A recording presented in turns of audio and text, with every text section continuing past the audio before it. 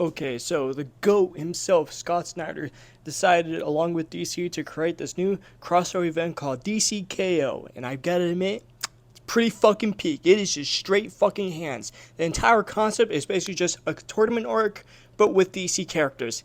And it's pretty fucking awesome. Like, what can I say? It's really fucking fun. It's really cool. It's got some cool battles, some great art. Like, it's a fun ride all around. Like, it's not the smartest thing ever. It's not gonna change your life, don't get me wrong, but, like, it's fucking Scott Snyder, the guy who wrote Death Metal and Dark Knight's Death Metal and all these other ones. Like, he's really well known for making really fun, really engaging crossover events with his favorite superheroes. And of course, as we all know, he writes absolute Batman. So of course we're gonna have peak. Like, that's just kind of the default when it comes to Scott Snyder. So I was pretty excited for this when it was coming out.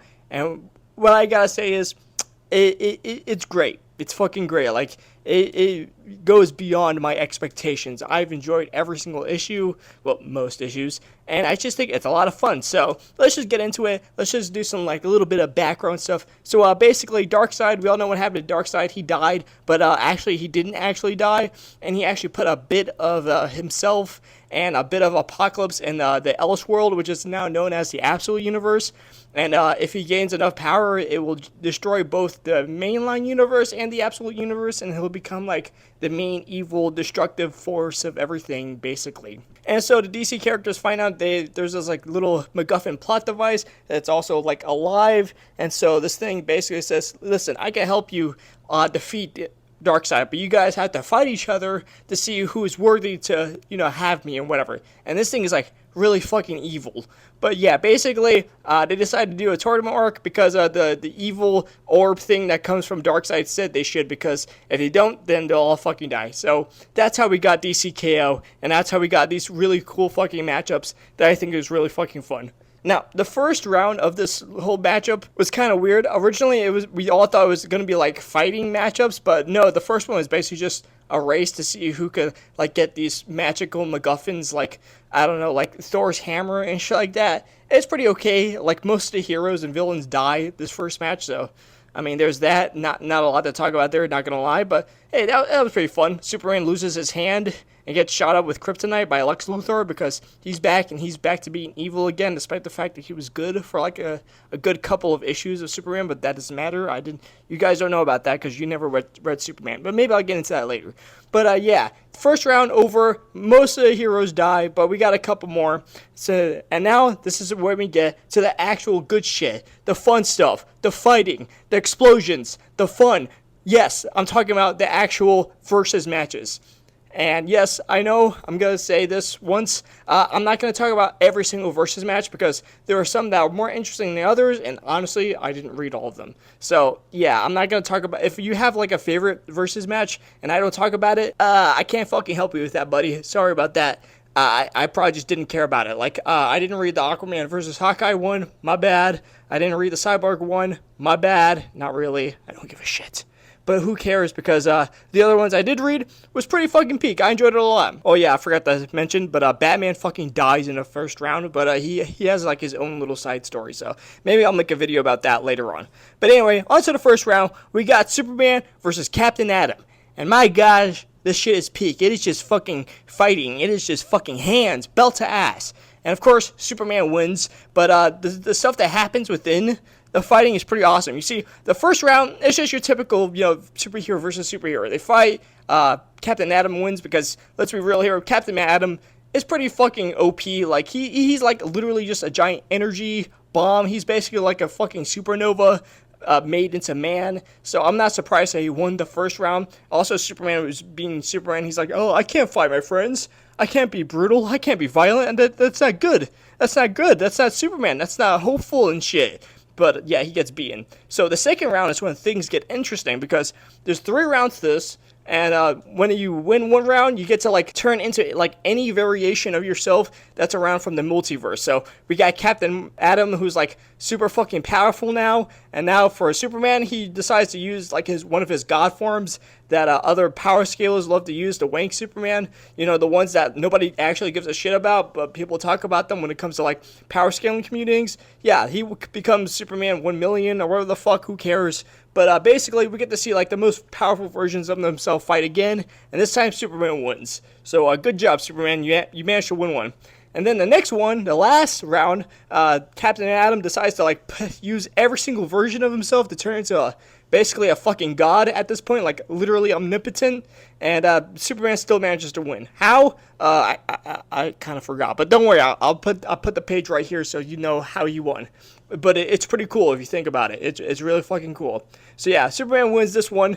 Not surprising. He's basically the main character of this book. This is a Superman censored storyline, so yeah, I'm not too surprised by that. The second one I read was Harley Quinn versus Zatanna. Not gonna lie, I'm not the biggest fan of Harley Quinn, as you all know, but this one was pretty good. I really liked the characterization of Harley Quinn. Basically, Harley Quinn was being a fucking savage, beating up on Zatanna, and Zatanna's like trying to be nice. It's like, Harley, why are you doing this? I thought we were friends. But it turns out Harley was only doing this because she wants Zatanna to be tough and hard so that she'll survive the next round. Because let's be real here, this isn't a fair fight. Zatanna can literally fucking reshape reality and shit with just her magic, and Harley Quinn has a bat. Yeah, this wasn't really going any way we thought it would. Let's be real here. This shit was pretty straightforward.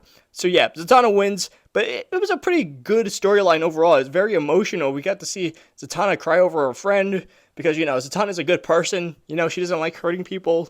So seeing this was, not gonna lie, I like that. I like the emotional beats to it. This is probably the best characterization we have of Harley Quinn for like ever, so I was pretty happy with that. And yeah, fun little storyline. Really liked it. Next up, we have Wonder Woman versus Lobo, and this was just fun. I like this a lot. It was just Lobo being a really fucking weirdo, trying to fight different versions of Wonder Woman. Later on, we got like Wonder Woman choosing like all of her like sidekicks that she rarely uses, like all the Wonder Girls. Remember Wonder Girl? Yeah, there's like 3 of them now, and none of them are particularly relevant these days. But hey, at least we get to see them in this little storyline.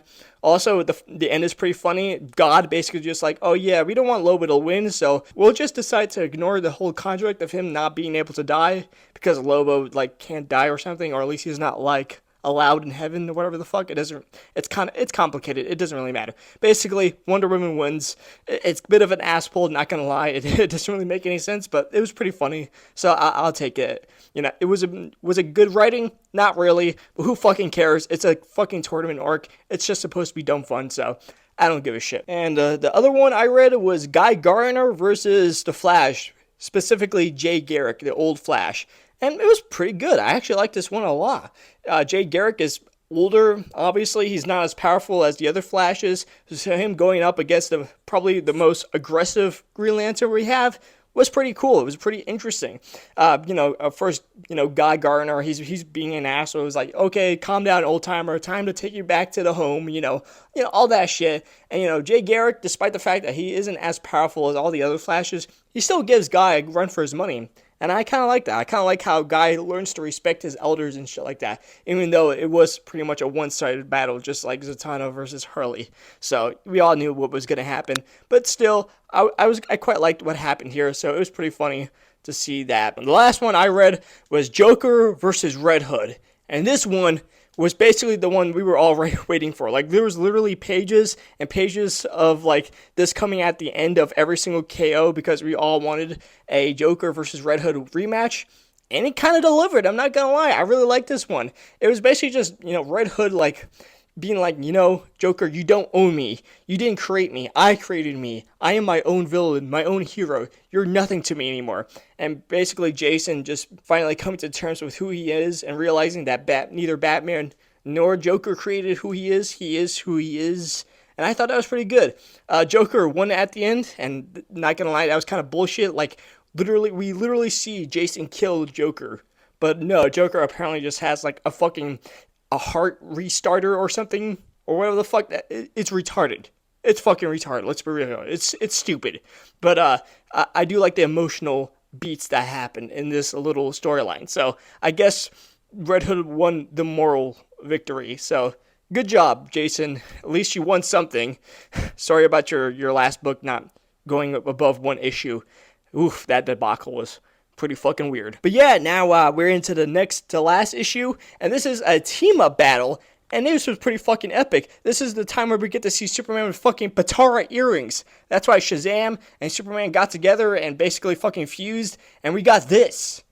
Yeah, this was pretty fucking awesome. I'm not gonna lie. This whole thing was awesome. We got to see Guy Gardner and Hal Jordan face off against Superman and Shazam, and that's how we got what I was just talking about a little bit before. We got Cyborg and Hawk versus Wonder Woman and Big Barda, which was pretty fucking awesome. Of course, Wonder Woman wins because it's fucking Wonder Woman, but that was pretty fun. I like that a lot. Joker became the evil godlike Joker that we see and Emperor Joker, and he kills Zatanna. Not gonna lie, once again, this is an ass pull. Could you tell that Scott Snyder really likes Joker?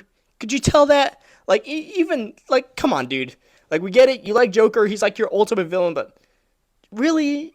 With magic, too? It's kind of bullshit, I'm not gonna lie. Also, Lex Luthor chose Supergirl to team up with. Apparently Supergirl didn't really like that, obviously, so he just used, like, a version of, kryptonite that, like, turns her evil and angry and violent to beat up all the other people so he can win. And now we've got our main characters who are going into the last round. Superman, Wonder Woman, Joker, and Lex Luthor. But yeah, this is the next to last issue. If you want me to keep talking about this whole storyline, I will. And I'll probably talk about the Batman Night Fight storyline that's happening behind the scenes, because this one is pretty fun as well, if you want me to, of course. But that'll do it for me today. Don't forget to like, comment, subscribe, tell me what you like, what you dislike. Don't forget to type down the word pineapple so I know that you watched the video all the way to the end, and I'll see you next time.